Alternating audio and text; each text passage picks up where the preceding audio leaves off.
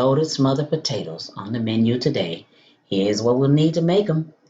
Red potatoes. Make sure you wash these red potatoes and do not peel them. Parker House sausages, pepper, salt, onions, green bell peppers, onion powder, garlic powder, jalapenos, and the cheese of your choice. Now, got this part on here really quickly because I just want you to see that you just need to cube the potatoes. Not really small, but not so big either.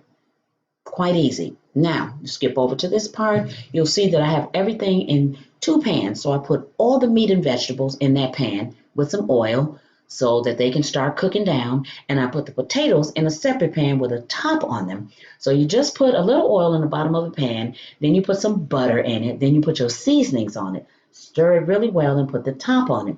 You're going to come back like every 5 to 10 minutes and stir it and scrape the bottom of it if you can, because all that goodness at the bottom, you definitely want to get that taste into your potatoes. So make sure, and then come back every once in a while, do the same thing with your meat. You stir it. So what you do with the meat is you put in the green bell peppers, the onions, you put the jalapenos in, and you put those Parker House sausages in. Now, those Parker House sausages, you cut those up almost the same size that you cut those potatoes.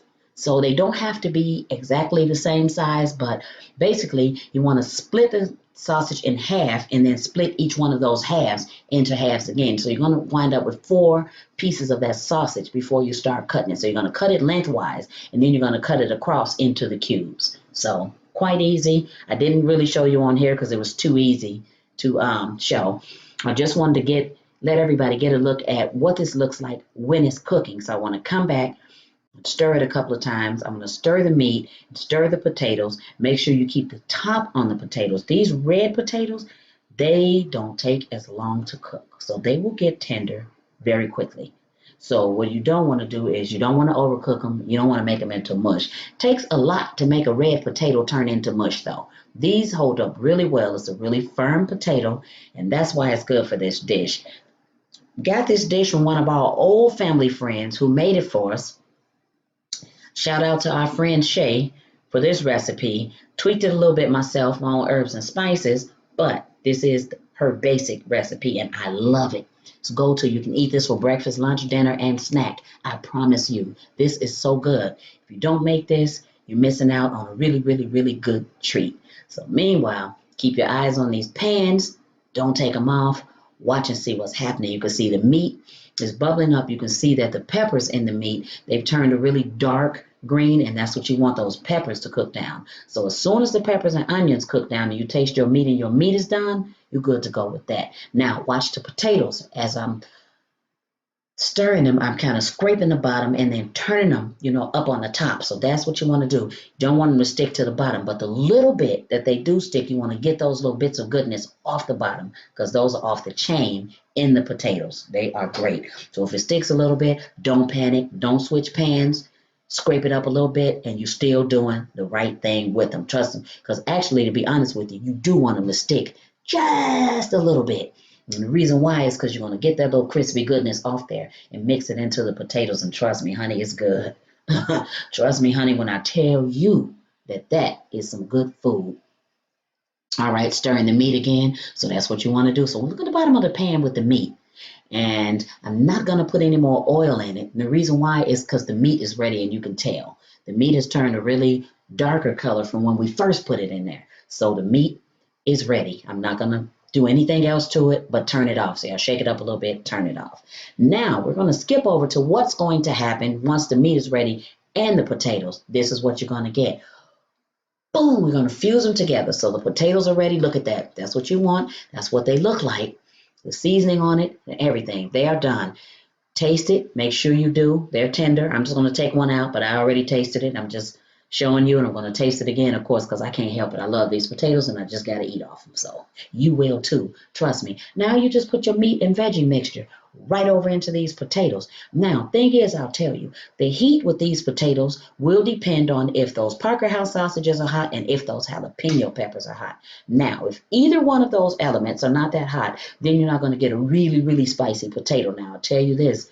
These are really good spicy. The other thing you can do with this, especially if you're serving it for breakfast, is you can mix this with breakfast sausage, and it comes out great. It's wonderful. It's delicious. So now you want to get everything stirred up really, really well here because, baby, the cheese is coming. Yes, put that cheese. So whatever type of cheese you choose, that is a triple cheddar that I had decided to use. So I have an Italian now, an Italian 4-cheese Italian mix that I decided to mix in, and then I got another bag of the triple cheddar, and that's what's going to go on top. So I mix some of the cheddar and then some of the Italian, but choose the cheese that you like. Choose the cheese that you would put on a baked potato. Any shredded cheese you think you would put on a baked potato, or you think in your mind would taste good, or either use the ones that I use. Promise you, you can't go wrong with those right there, honey. You can't go wrong. You can't go wrong if you use all cheddar. It works. So now, this is what you want. Look at that.